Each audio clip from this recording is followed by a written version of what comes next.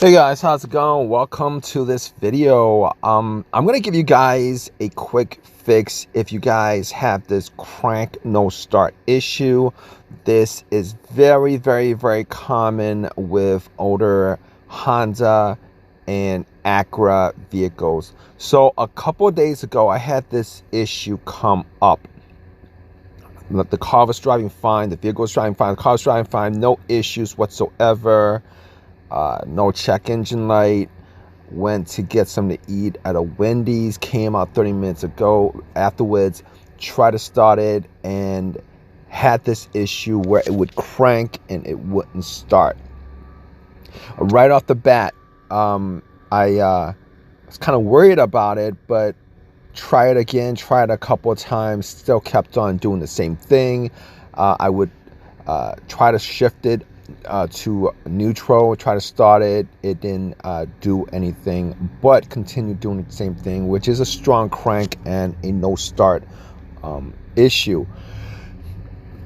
So right off the bat, just like you guys, if you guys are watching this video, you guys are probably trying to figure out, well, what's the easiest way to get, what's the easiest fix for a situation like this. Hopefully it's an easy fix. So you're trying to troubleshoot the situation.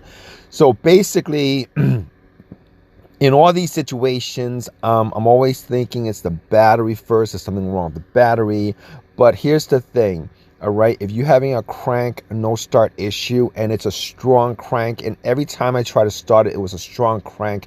I've had no issues with the battery. Changed it up about 6 months ago. Had no issues with the battery at all. And because it was a strong crank, and I pretty much just left it there as far as the battery is concerned. I pretty much knew that it probably wasn't the battery was the issue. If I had a slow crank, or if it was trying to turn over slowly, then I would probably think it was the battery, maybe the terminals that were dirty, maybe the terminals that were loose or something like that. But in this case, I thought it might be something maybe like having to do with some issue with a sensor that had issues, or a fuse or a relay or something with the fuse system or something like that. So right after battery, I was thinking to myself, okay, I didn't notice a check engine light. I'm pretty sure I didn't have a check engine light. Haven't had a check engine light on this car for quite a while. So I was thinking to myself, okay, I had an OBD2 reader, one of those $20 OBD2 readers that you can get at Walmart. I have one of them with me all the time. So what I did was I plugged it in and scanned it. Now I'm pretty sure I wasn't gonna get any codes because didn't have a check engine light, and but I scanned it anyway because I had an OBD2 reader with me. Always a good thing to be sure, just to eliminate stuff that could cause this issue. Stuff like the mass airflow sensor, stuff like the camshaft position sensor, stuff like the crankshaft position sensor, stuff like the throttle body a throttle position sensor. All those things have a sensor that would throw a code, or any other sensor in the vehicle that would throw a code. It went it read all the way through, which is good, because when it read all the way through, I was pretty sure I didn't have to worry about maybe an ECU issue or anything like that, and came up with 0 issues, no codes, no trouble codes. All right, no check engine light, no trouble codes. That's good. I don't have to worry about all those sensors that I've listed. I don't have to worry about all the sensors that I didn't list just now. And if you guys don't have a check engine light, then you guys don't have to worry about that too, because if you guys did have a check engine light, then that would definitely be a route to go as far as trying to troubleshoot this situation. All right, so I could essentially pretty much 99% eliminate all those sensors that could be causing this issue. So which is a good thing, because as far as troubleshooting is concerned, you can actually just troubleshoot it to the point where you can kind of figure out what the problem is, particularly if you don't have particular tools to do it but I did have the OBD2 reader. So that, okay, so moving on from that, if you guys are in this situation, let's move on to other things you guys could check for in this situation. So easy things, let's get rid of the easy things first. Okay, if I was sitting there and I was thinking, let's troubleshoot all the easy things first so that we can eliminate, or if it's an easy fix because it's one of those easy things that could cause something like this. So I'm thinking to myself, you know what, I've had situations before where the remote on the key fob had issues. The remote on the key fob had issues where the battery was bad, the battery was dead. And I was thinking to myself, maybe it's the battery in the key fob that's causing this issue. Maybe that's possible. That's the battery in the key fob that's either weak or dead that's causing this issue. And again, I doubt it because I changed the battery on the key fob like 8 months ago. It was changed 8 months ago. It wouldn't die out this fast. On top of that, everything on the remote works. All right, everything on the remote works. If you have a battery issue on the remote, your remote's not going to work. Your doors, the door lock's not going to go up and down, and none of those work. Well, it will work sporadically sometimes. So I could eliminate that. So that gets eliminated. All right. So my next step after that was I pretty much is to look at the fuses. Now, here's the thing. All right, I didn't have a fuse tester with me. All right, I was looking in the fuse box just to see if I could smell any kind of burnt smell. I was looking in the fuse box to see whether there was any kind of brownish burnt appearance on any of the fuses. Looked under the hood, checked out all the fuses under the hood to see whether that's the problem. Didn't notice any of it, and then I was trying to look at the fuse box under the steering wheel, but didn't have enough light. Couldn't actually figure out from eyesight where couldn't actually figure out. So I was thinking to myself, let me figure out what's something that's common to Hondas and Acuras that would cause the situation. Now, it was pretty warm out, and I've known about this particular situation that occurs mostly with Hondas and Acuras, and that is the fuel pump relay. All right, because I couldn't figure out the whether the fuses were blown, or I couldn't figure out 100% for a fact that a certain fuse was blown, etc., etc.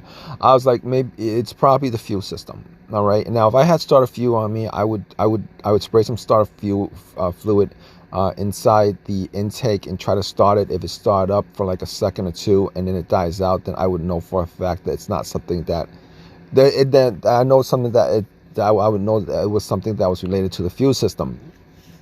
But seeing as how this situation was getting to the point where I would need some tools and stuff, tools like a fuel tester to check it out, I was thinking to myself, you know what, let me just I know of this particular situation that happens quite a bit with older Hondas and Acuras, and that's if it's the fuel system, it's either going to be a couple of things: either the fuel pump filter that's clogged, or the fuel pump relays. All right, and because it's cranking and not starting, I was thinking that it's probably the fuel system, but I can't 100% say that for a fact, because it could possibly be a fuse that's blown. All right, but in any case, I like you, I was watching videos, I looked up a lot of things, and apparently with Hondas there is an issue with the fuel pump of the main. It's called main fuel pump relay. It's called PGMFI relay. I'm sorry, it's the fuel pump relay, PGMFI main relay. And I was hoping that was the problem. I was hoping that that was the problem, which would be a relatively easy fix, or some kind of fuse blown, because changing out the fuel pump is not the worst case scenario. It's really not the worst case scenario, but I'd rather change out a relay or a fuse or something like that. I was thinking about it. It's probably not the fuel filter, because if it was the fuel filter, you would have you wouldn't have just a crank no start. You would have like a sporadic starting and it dies out suddenly, etc., etc. But anyway, I kind of just didn't go in that direction as far as the fuel filter. Okay, so the PGMI main relay. Now at this point, I was like, you know what? Let me get a fuse, a couple tools that I didn't have with me. There was an AutoZone nearby.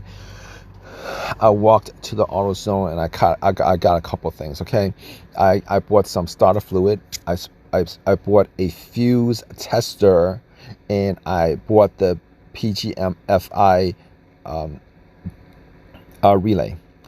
All right, I bought those three things. I sprayed starter fluid in the intake, try to start, and it did start up for a couple of seconds. I sprayed a lot of starter fluid in the intake, and it did start up for a couple of seconds, and then it died out. So I knew it was a fuse system, but I still used the fuse tester to test out all the fuses under the hood and under the steering wheel, and well, that whole compartment, and checked out all the fuses. All the fuses were good.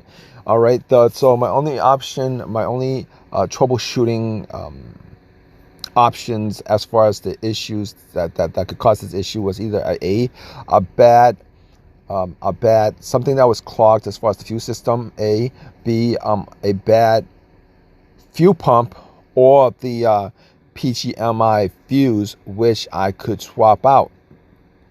And I swapped out the PGMI fuse. All right, that's the fuse. That's the relay that I swapped out, which is the PGMI-FI main fuse, because that would have been the easiest option with what I had.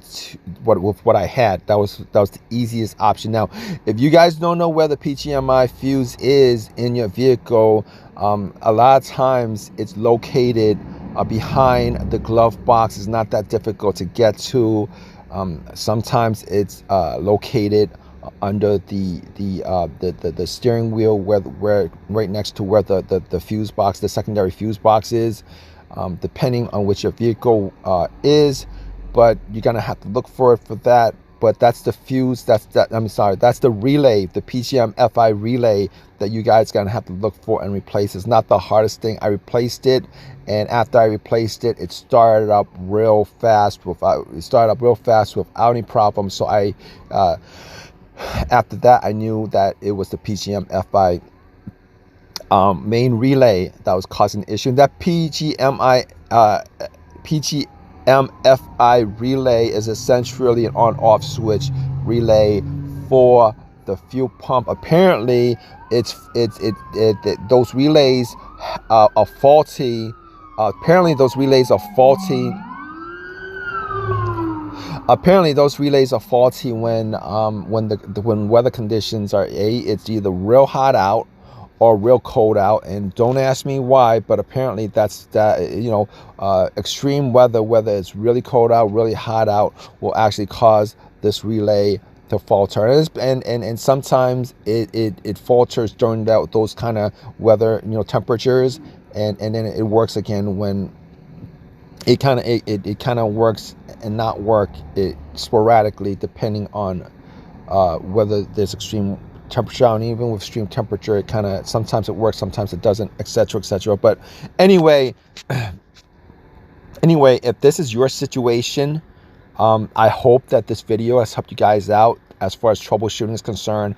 I hope that this helps you navigate as far as fixing the issue that you have. I hope that this was an easy fix for you guys, because it was an easy fix for me, outside of needing to get a bunch of tools and work on the and spending money on the fuel pump, etc., etc. If you guys have your own personal experiences with this, definitely leave a comment in the comment section. Please subscribe, please give me a thumbs up, all that good stuff. Appreciate your time. All right, guys, take care.